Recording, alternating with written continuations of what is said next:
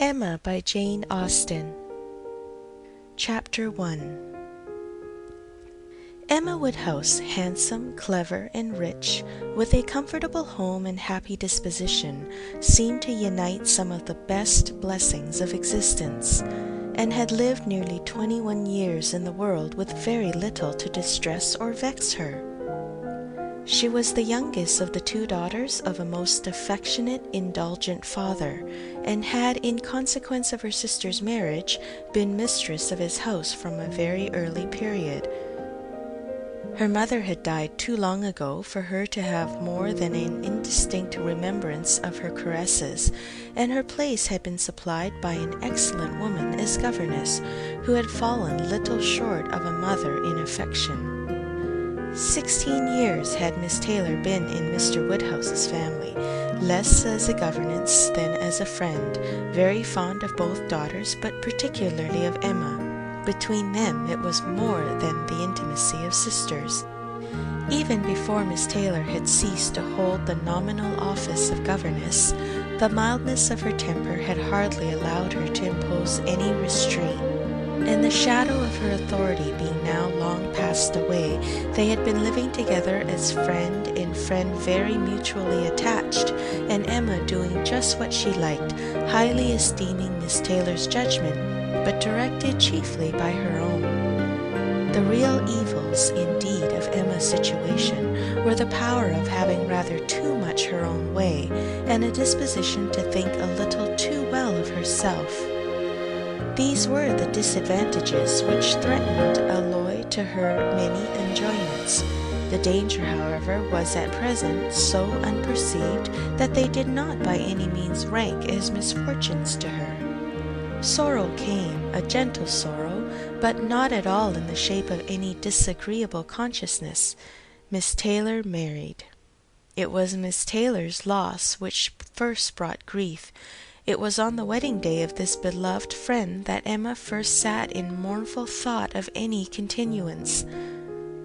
The wedding over and the bride people gone, her father and herself were left to dine together, with no prospect of a third to cheer a long evening. Her father composed himself to sleep after dinner as usual, and she had then only to sit and think of what she had lost. The event had every promise of happiness for her friend. Mr. Weston was a man of unexceptionable character, easy fortune, suitable age, and pleasant manners, and there was some satisfaction in considering with what self-denying, generous friendship she had always wished and promoted the match. But it was a black morning's work for her. The want of Miss Taylor would be felt every hour of every day. She recalled her past kindness, the affection of 16 years, how she had taught and how she had played with her from 5 years old, how she had devoted all her powers to amuse and attach her in health, and how nursed her through the various illnesses of childhood.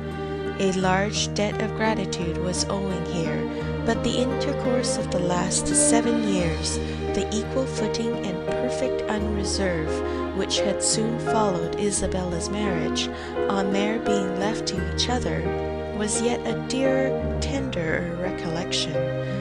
She had been a friend and companion such as few possessed, intelligent, well-informed, useful, gentle, knowing all the ways of the family, interested in all its concerns, and peculiarly interested in herself, in every pleasure, every scheme of hers, one to whom she could speak every thought as it arose, and who had such an affection for her as could never find fault.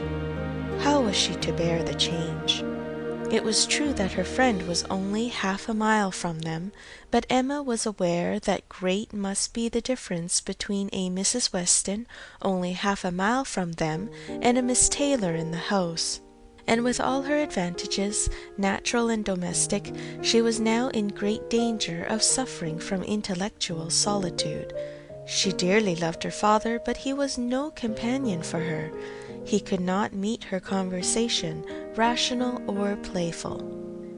The evil of the actual disparity in their ages, and Mr. Woodhouse had not married early, was much increased by his constitution and habits, for having been a valetudinarian all his life, without activity of mind or body, he was a much older man in many ways than in years, and though everywhere beloved for the friendliness of his heart and his amiable temper, his talents could not have recommended him at any time. Her sister, though comparatively but little removed by matrimony, being settled in London, only 16 miles off, was much beyond her daily reach, and many a long November and October evening must be struggled through at Hartfield before Christmas brought the next visit from Isabella and her husband and their little children to fill the house and give her pleasant society again. Highbury, the large and populous village,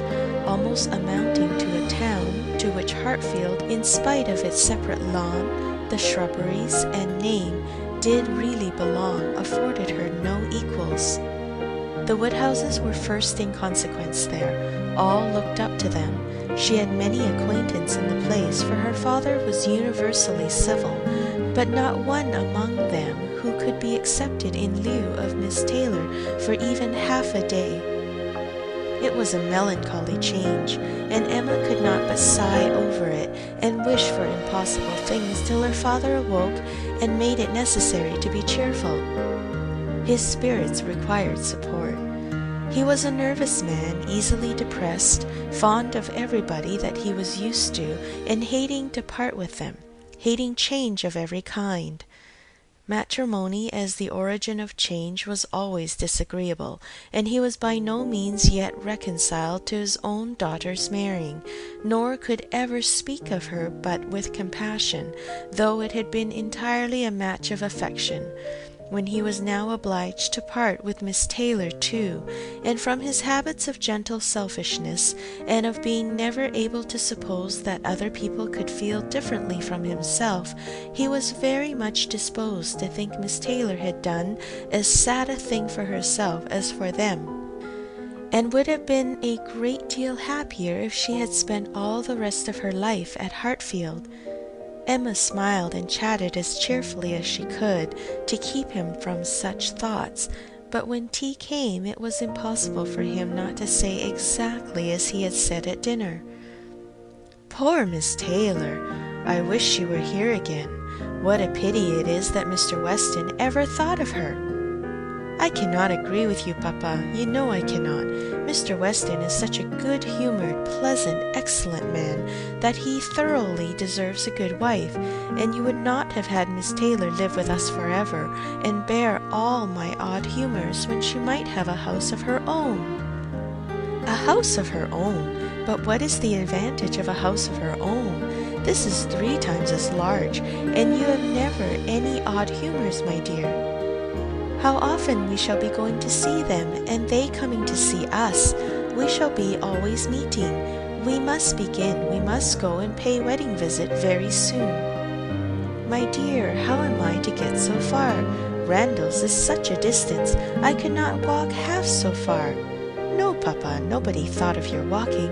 We must go in the carriage, to be sure." "The carriage!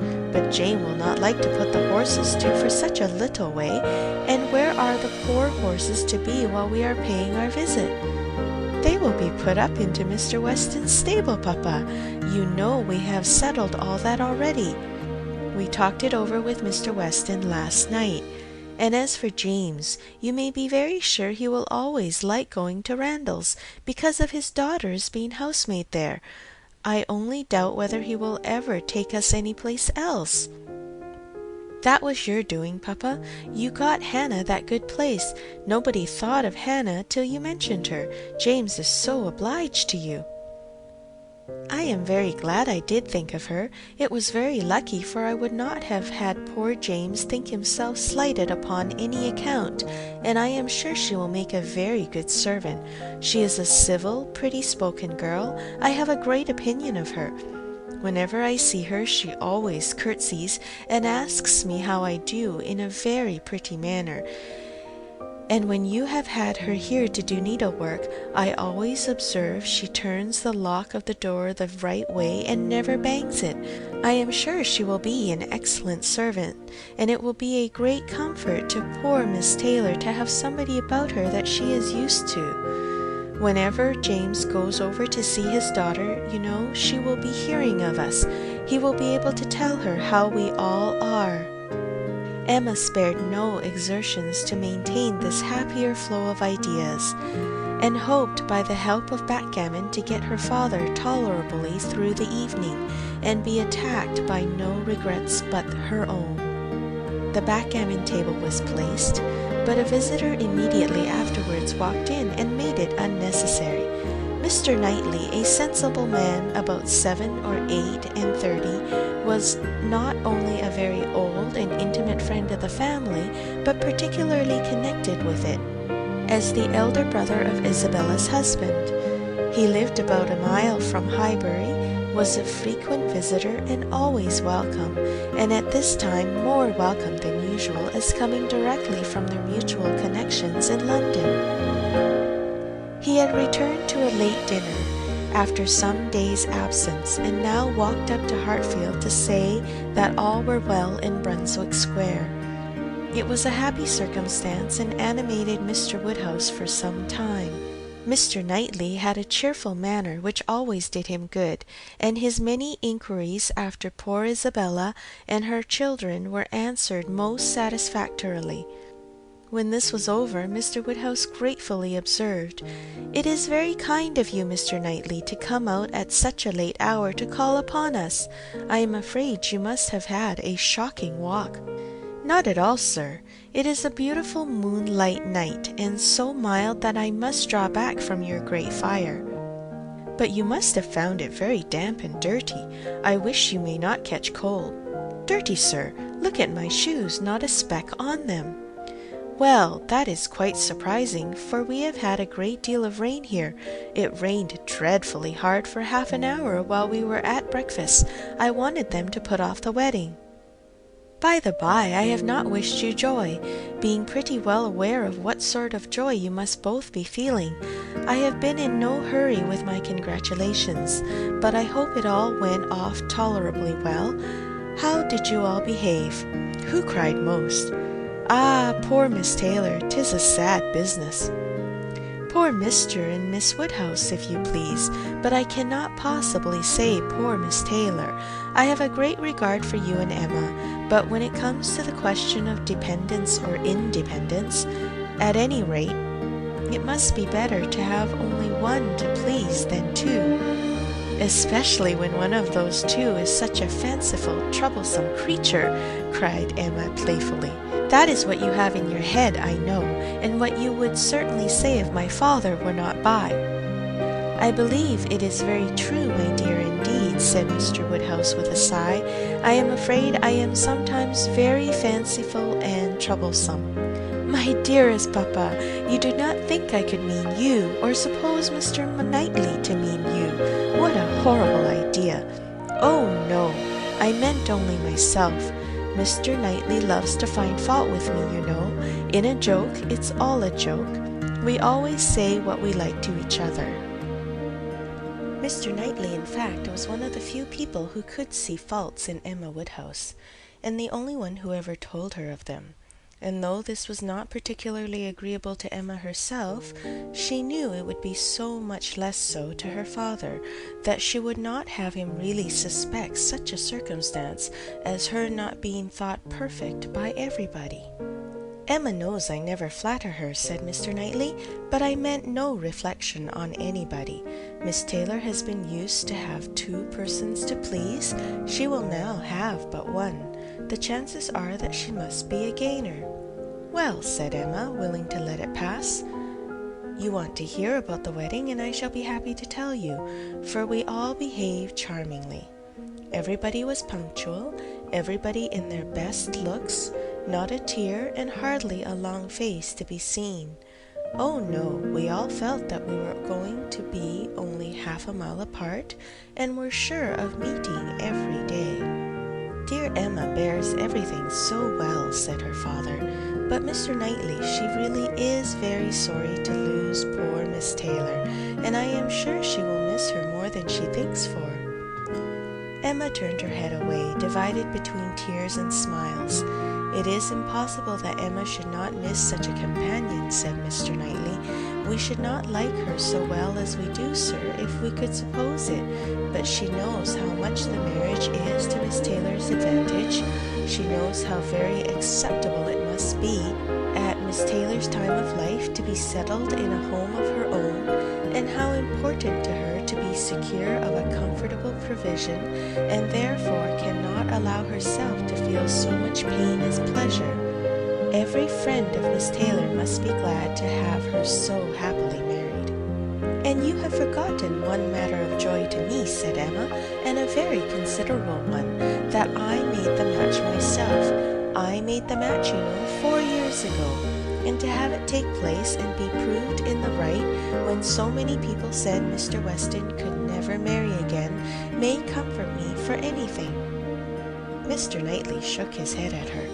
Her father fondly replied, "Ah, my dear, I wish you would not make matches and foretell things, for whatever you say always comes to pass. Pray do not make any more matches." "I promise you to make none for myself, papa, but I must indeed for other people. It is the greatest amusement in the world, and after such success, everybody said Mr. Weston would never marry again. Oh dear, no. Mr. Weston, who had been a widower for so long, and who seemed so perfectly comfortable without a wife, so constantly occupied either in his business in town or among his friends here, always acceptable wherever he went, always cheerful. Mr. Weston need not spend a single evening in the year alone if he did not like it. Oh no, Mr. Weston certainly would never marry again. Some people even talked of a promise to his wife on her deathbed, and others of the son and the uncle not letting him. All manner of solemn nonsense was talked on the subject, but I believed none of it. Ever since the day about 4 years ago that Miss Taylor and I met him in Broadway Lane, when, because it began to drizzle, he darted away with so much gallantry, and borrowed 2 umbrellas for us from Farmer Mitchell's, I made up my mind on the subject. I planned the match from that hour, and when such success has blessed me in this instance, dear papa, you cannot think that I shall leave off matchmaking." "I do not understand what you mean by success," said Mr. Knightley. "Success supposes endeavour. Your time has been properly and delicately spent, if you have been endeavouring for the last 4 years to bring about this marriage. A worthy employment for a young lady's mind. But if, when I rather imagine, your making the match, as you call it, means only your planning it, you're saying to yourself one idle day, 'I think it would be a very good thing for Miss Taylor if Mr. Weston were to marry her,' and saying it again to yourself every now and then afterwards, why do you talk of success? Where is your merit? What are you proud of? You made a lucky guess, and that is all that can be said." "And have you never known the pleasure and triumph of a lucky guess? I pity you. I thought you cleverer, for depend upon it, a lucky guess is never merely luck. There is always some talent in it, and as to my poor word success, which you quarrel with, I do not know that I am so entirely without any claim of it. You have drawn 2 pretty pictures, but I think there may be a third, a something between the do-nothing and the do-all. If I had not promoted Mr. Weston's visits here, and given many little encouragements and smoothed many little matters, it might not have come to anything after all. I think you must know Hartfield enough to comprehend that. A straightforward, open-hearted man like Weston, and a rational, unaffected woman like Miss Taylor, may be safely left to manage their own concerns. You are more likely to have done harm to yourself than good to them by interference." "Emma never thinks of herself if she can do good for others," rejoined Mr. Woodhouse, understanding but in part. But my dear, pray do not make any more matches. They are silly things, and break up one's family circle grievously. Only one more, papa, only Mr. Elton. Poor Mr. Elton. You like Mr. Elton, papa. I must look about for a wife for him. There is nobody in Highbury who deserves him, and he has been here a whole year, and has fitted up his house so comfortably that it would be a shame to have him single any longer. And I thought when he was joining their hands today, he looked so very much as if he would like to have the same kind office done for him. I think very well of Mr. Elton, and this is the only way I have of doing him a service. Mr. Elton is a very pretty young man, to be sure, and a very good young man, and I have a great regard for him. But if you want to show him any attention, my dear, ask him to come and dine with us some day. That will be a better thing. I dare say Mr. Knightley will be so kind as to meet him. With a great deal of pleasure, sir, at any time, said Mr. Knightley, laughing, and I agree with you entirely that it will be a much better thing.